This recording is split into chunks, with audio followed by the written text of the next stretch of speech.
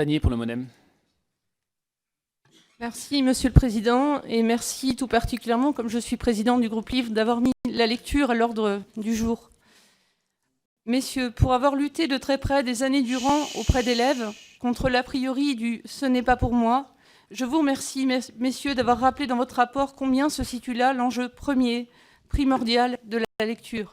Il y a là vraiment de magnifiques victoires. Aussi, je tiens à remercier l'ensemble de tous ceux qui, sur tous les territoires, sont chaque jour à pied d'œuvre pour donner à chacun l'accès à ce surcroît d'humanité, premier moteur de l'émancipation que vous évoquez dans votre rapport. Je pense notamment, entre autres, à Lire et faire lire, Lire c'est vivre, Lire au Havre et Action culturelle contre les exclusions et les ségrégations. Nous avons près de 81 000 bénévoles qui s'engagent pour la lecture en France. Comme vous le soulignez dans votre rapport, le sujet du droit d'auteur et de la juste rémunération de ceux-ci est crucial, bien qu'il n'était pas dans votre mission, comme vous l'avez dit, de réconcilier les positions des uns et des autres. Vous évoquez notamment la question du prêt numérique.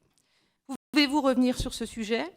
J'ai aussi été sollicitée sur le thème de la juste rétribution des libraires, alors que les collectivités peuvent bénéficier de rabais importants, 15%, qui peuvent fragiliser la chaîne en amont, libraires comme auteurs. Avez-vous un avis sur le sujet ?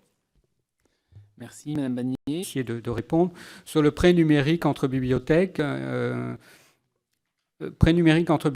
c'est un dispositif qui a été mis en place par le syndicat national des éditeurs en lien avec les associations professionnelles des bibliothèques et avec les libraires. Il était important que l'ensemble des acteurs de la chaîne du livre soient associés à ce dispositif. Donc c'est une offre commerciale qui est proposée par les éditeurs aux libraires et aux bibliothèques. Il y a eu des difficultés, des tensions au départ de ce dispositif qui a été lancé il y a 4-5 ans. Les bibliothécaires faisant deux reproches, en gros, à ce dispositif pré-numérique en bibliothèque, reproches qui sont en train de se tasser. Cette offre se développe et on est dans un climat apaisé. Les deux reproches sur lesquels on a travaillé avec les éditeurs pour régler les difficultés qui existaient au départ étaient que cette offre commerciale aux bibliothèques ne comprenait pas l'intégralité des œuvres des livres numériques offerts au public sur le secteur marchand. On est en train, actuellement, on devrait aboutir l'année prochaine à 90% de l'offre offerte commercialement au public sera offerte aux bibliothèques.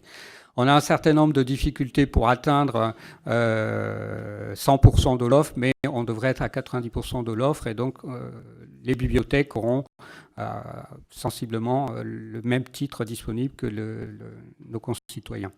Deuxième difficulté sur laquelle on essaie de travailler avec les éditeurs, c'est que les éditeurs proposent une offre commerciale qui soit adaptée à l'usage des bibliothèques, c'est-à-dire une offre qui permette une consultation simultanée par plusieurs usagers. Certains éditeurs offrent titres pour lequel on a une seule consultation possible au même moment, ce qui est paradoxal avec le numérique, qui justement permet de multiplier les offres. Donc on essaie de convaincre un certain nombre d'éditeurs qu'il faut systématiser des offres commerciales permettant la simultanéité des accès. C'est un travail de conviction. Les offres commerciales sont libres, sont à la liberté des éditeurs, mais je crois qu'on progresse et je crois que les tensions qui existaient il y a 4-5 ans entre les bibliothécaires et les éditeurs sur ce sujet se sont estompées. Nous réunissons chaque année l'ensemble des partenaires et je peux vous dire que le climat est apaisé et que cette offre progresse et que le livre numérique progresse, même s'il reste en France, connaît un développement bien moindre que ce qu'il peut connaître aux États-Unis. On reste quand même sur une offre de livres papier, de livres imprimés. Sur la formation, on a lancé les choses à la CNFPT l'année dernière. Très concrètement, je pense qu'au printemps prochain, nous partagerons avec le CNFPT une offre de formation globale qui soit partagée côté État, association professionnelle CNFPT.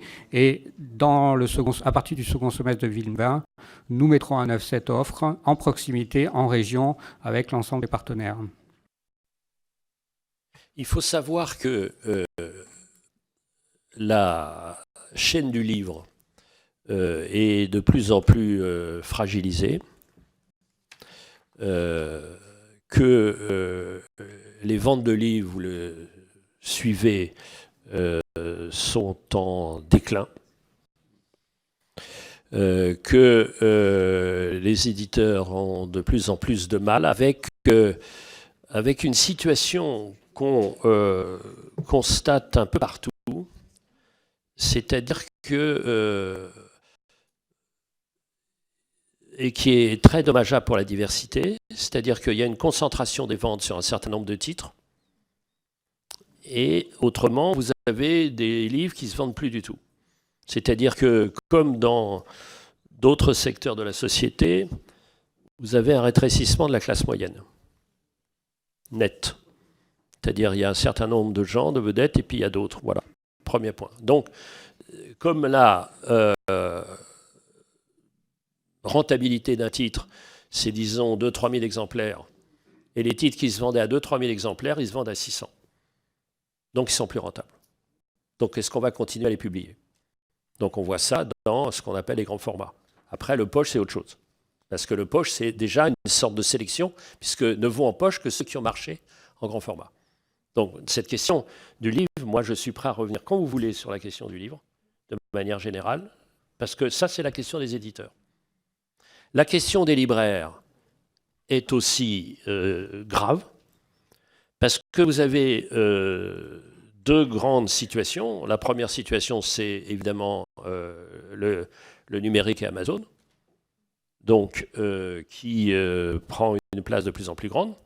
Et la deuxième situation, c'est une situation que je connais bien, connaissant évidemment depuis le temps bien les libraires. Vous avez deux possibilités opposées. Soit vous êtes au cœur d'une métropole et vous avez des loyers extrêmement chers, soit vous êtes dans un endroit désertifié. Donc, où c'est très cher, où il n'y a personne. Et donc, honnêtement, la question des bibliothèques et des médiathèques ne va pas tout régler. Il y a, j'en suis absolument convaincu, une sorte de solidarité de fait entre la librairie et la bibliothèque.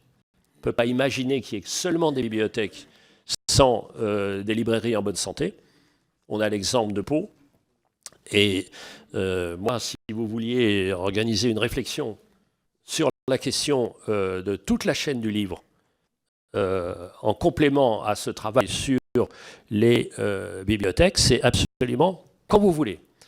Parce que ma conviction la plus totale, c'est que si les gens lisent moins, la République recule.